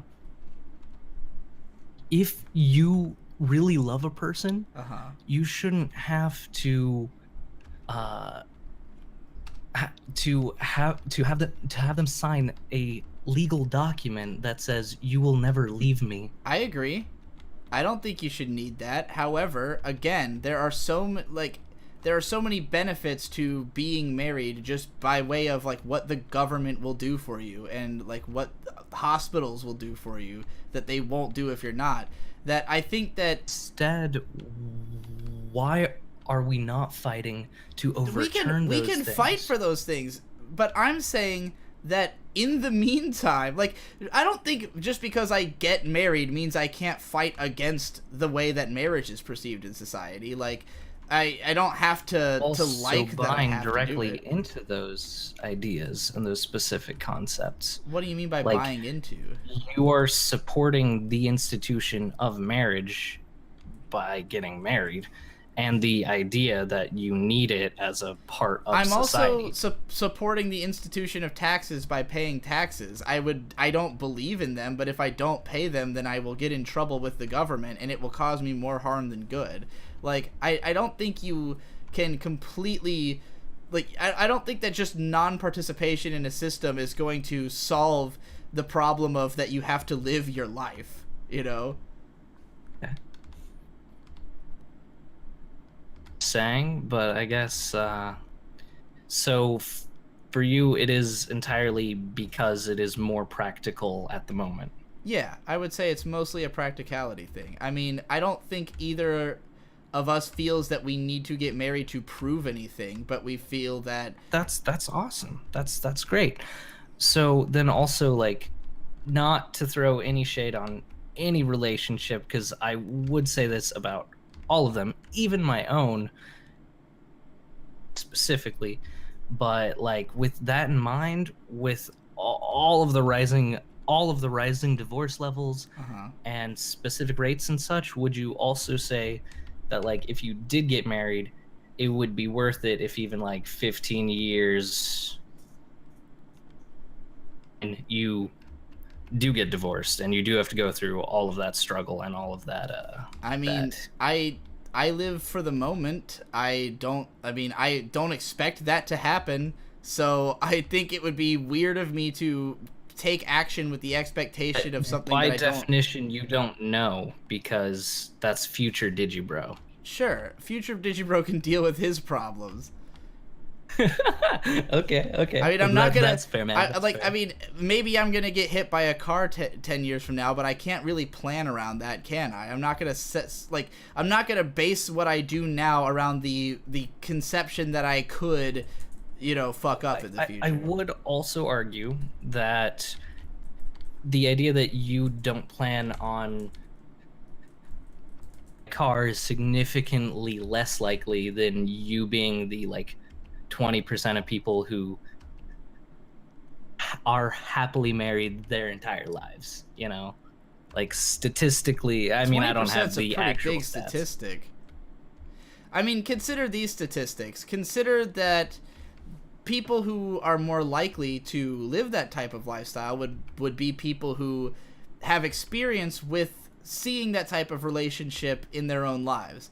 My parents have been happily married for 27 years. So, to me, I've grown up with that conception of what a relationship is, and it feels more natural to me to participate in something that way.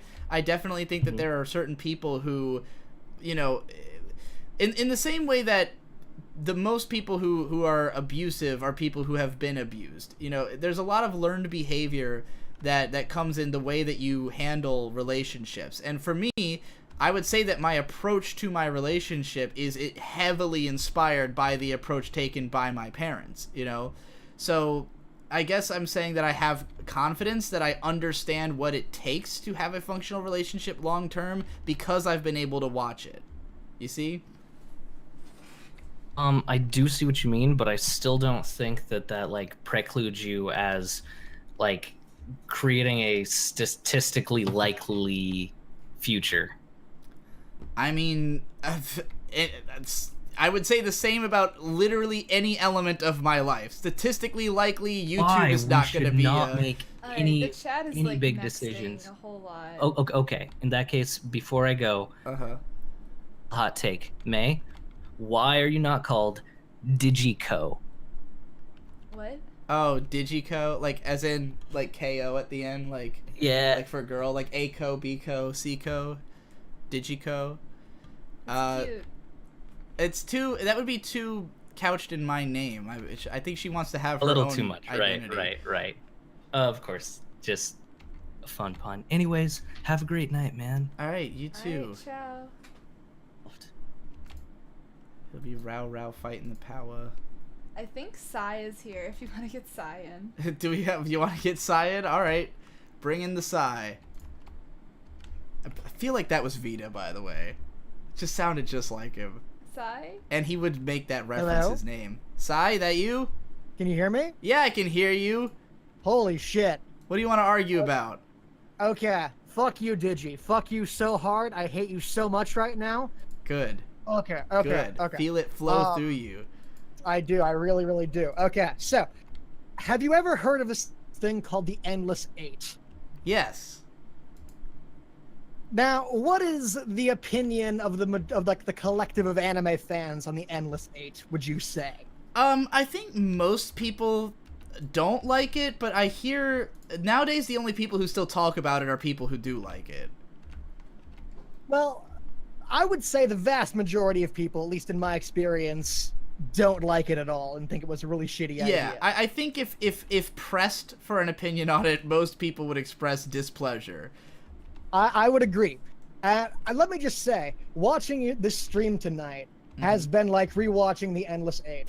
Okay. Watching you play this goddamn game and get like 2 seconds into it every like 30 minutes has been the most frustrating thing of my entire life. This is the normal play speed of VVVVVV. Okay, no. Okay, the argument I want to bring in was an argument that Econ brought in on Twitter. Okay. Now, I don't normally agree with Econ. Like, he has some very out there opinions that I don't tend to agree with a lot. But one of the things I totally think he's on point with was saying that he didn't want to be on the show because he felt that you should not be playing games while you talk to people because it inherently is a less serious, like, argument that way. He made the point that it's like being on the phone while you're talking to someone and that it's just sort of rude. And even if you don't care about that, which I would think you probably wouldn't care about that. From your perspective, I think there's an incentive to take it a bit more seriously. Like, okay, the format I would like to see on the show is similar to like how the Dick Show is set up, where you have like Dick sitting in like the main window with maybe you could have like May in a webcam as well, like off to the side, sort of like how he has his guest callers and whatnot, and Sean, the audio engineer.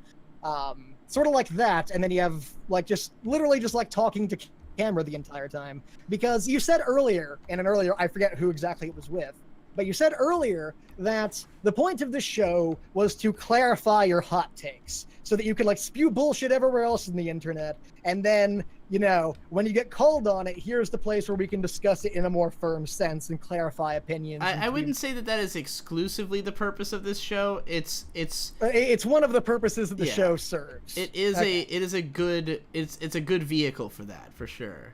Yeah, I think that it would be okay.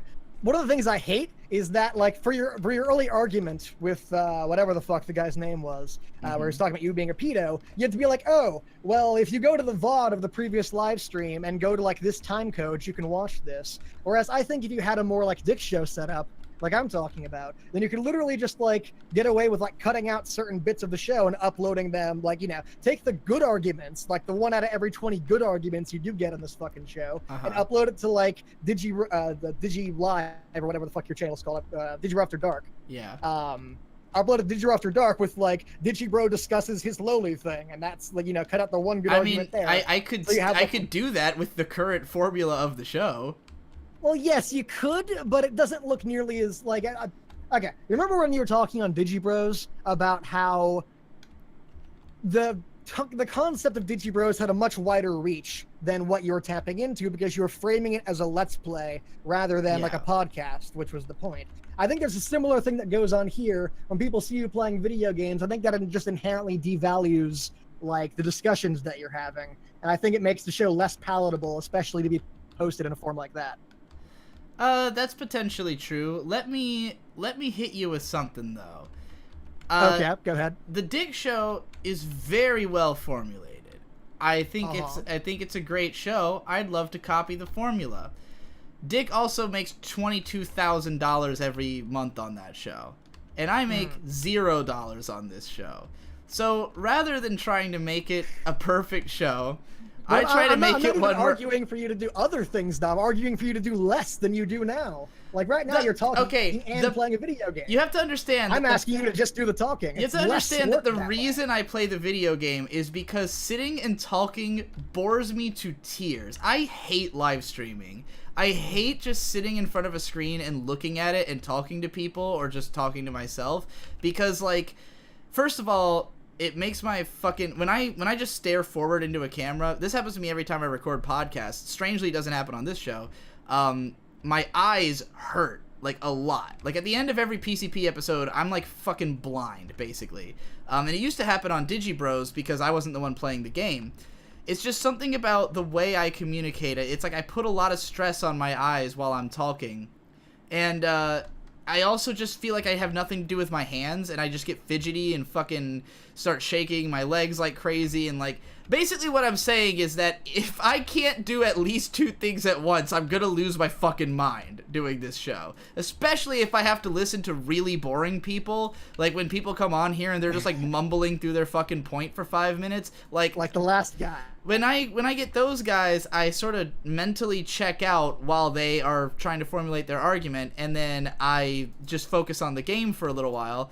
Like right now, I'm just getting my fucking ass beat in this. Like I'm making the same mistake over and over again because I'm mostly just concentrated on talking. But as soon as you start talking, I'll be able to play the game. You don't have to watch the game, you know. It's there for the people who want to watch it. And it's a Twitch stream, you know. Like while I said that those things about what the point of the show is, the real point, the core, the why does the show exist at its heart is everyone's been telling me that all the money's in Twitch. So I have spent years trying to figure out how I could make a Twitch show because I fucking suck at video games. No one wants to watch me play video games. I won't have anything to talk about just because There's like a real life category now. You don't need to play video games to stream on Twitch. Well, if I just made a real life style of video, it would just be the same stuff I'm already doing elsewhere. Like, the only way that a Twitch show makes sense was through this idea, and I didn't want to have to do this idea if I couldn't occupy my hands, you know? So, really, I just formulated the show around what works for me as a Twitch show, basically. Right. Okay, someone in the chat made a good point, which is that you have been pretty good at, like, paying attention to the argument and, like, responding adequately to, like, points being raised. So it's not like you're distracted by the game. That's not necessarily even the problem that I have. Like, honestly, I think I would enjoy the show more if you, like, you can keep it exactly the same, just don't show the audience the game. Like, if you were just, like, playing it, and, like, but it wasn't on the Twitch stream so no one could see it, then I think I would, like, that would make me less angry at the show in general. I might be able to take the show more seriously that way, and you get the benefits of being able to do something at the same time. You know, I think it would also benefit me if I played a game that was just like a farming sim or something. Like, maybe that would make it easier, because like maybe the last 2 shows I've been playing like extremely difficult 2D platform. Yeah, this was like V was a horrible choice for this fucking stream. I've wanted to kill myself watching this the entire time. Well, I'll tell you what. The reason that I'm playing this game is that I had to make a decision about what game to play in 30 seconds before the show started. So I just picked one that I've played a bunch of times, and therefore felt that I could, at the very least, even if I suck, I could probably make progress, which I have. I'm almost at the end of the game, I think. But it's also been a slog to watch, and it's been... I don't think it's just me, because there has been, like, when you were in that fucking tunnel section for, like, the 30-second thing, the entire chat was, like, rioting the whole time I was in there. Like, oh my god, Digi, like, pay attention for 5 seconds. Okay, every time I've ever played this game, I've been this bad, regardless of whether I was doing a show at the same time or not. I'm just bad at video games. I'm not arguing that you need to be good at video games. I'm just arguing that the video game does nothing to enhance the podcast. And I'd say most people, I think it only detracts from it, and I think it would be better without it. Because up until the last 2 shows, we were playing Phantasy Star Online 2, and part of it was that we wanted an excuse to play that game because it's one of my favorite MMOs, and May and I had been trying to get into playing an MMO together ever since we started dating. So I thought, hey, here's an excuse for us to play, for me to introduce you to my favorite game, and we'll play it together. And we thought we were going to continue playing off the show. Like, we'd play off camera and on, eventually get, like, over-leveled and just kind of play, like, lobby areas on the show. But that never happened because I never found time to play the game outside the show. And then currently, the reason we're not playing that game is that my laptop, which May uses to do the show, is in the shop. I fucking broke it.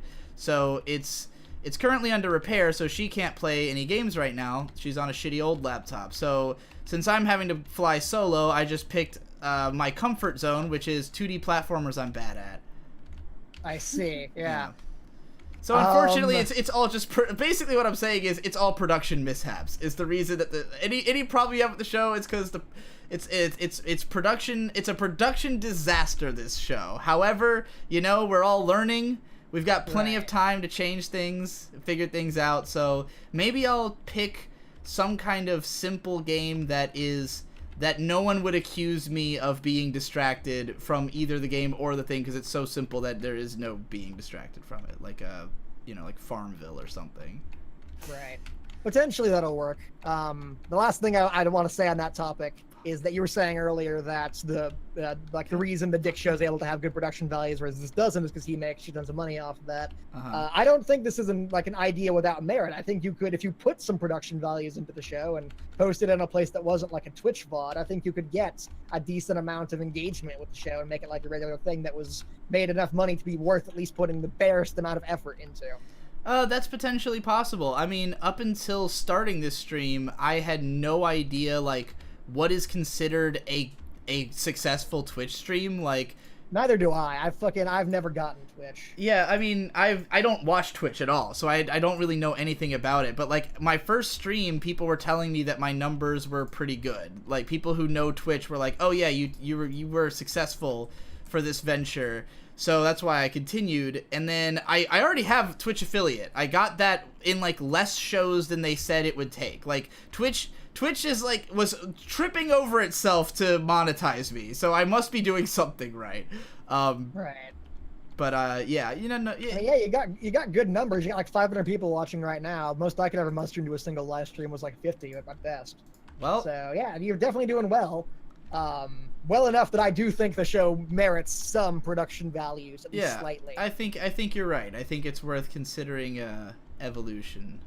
Yeah, also, the one other thing I do want to suggest before I peace out is, like, okay, this is the first Digibro versus everybody that I've watched, so I don't know if this is a thing, but everyone on the chat keeps going next whenever they're bored of a host. Yes. I think there should be, like, a Twitch bot that, like, monitors how many nexts you get, and if it passes a certain threshold of the overall viewer base, then you actually do just, like, boot the guy immediately. Well, like, don't even let him finish his fucking sentence. The thing is that it's meant to be a 2-check system, where the idea is that both I and the chat have to want the person gone. And the reason I conceived of that, it has not worked at all. In fact, at this point, the next thing is almost entirely pointless because it's basically just mostly what it does is it tells the person that they should hurry up. Like, usually it makes them more self-conscious and them try to rush their argument through a little better. They're reading the chat, which, I mean, I'm talking to you and I'm barely reading the chat. Yeah, so. well, I mean, I'm sure I'm being next now. If the next thing gets bad enough, then May will usually, because she keeps up with the chat, and she'll, like, say, hey, you're getting a lot of next, and they'll be like, oh, shit, and usually they get self-conscious about it. But, the reason there's gotta be a better system than that. The reason I conceived of it was to defend the people calling in, because I wanted it to be that if the audience felt that I was unfairly kicking somebody, then they could say, no, we want him to stay. Like, no, you have to finish this argument. But instead, the chat is actually way more ruthless than I am towards the cats and usually wants them gone immediately. So, yeah. Maybe like a straw definitely poll needs system more or something. thinking. Yeah, like I think there does need to be some kind of other system in place. I don't know. I'm not smart enough to recommend anything specifically, but I do think that the idea needs work. All right. So, well, that's fair. Yeah. I think every idea always needs, could be improved upon.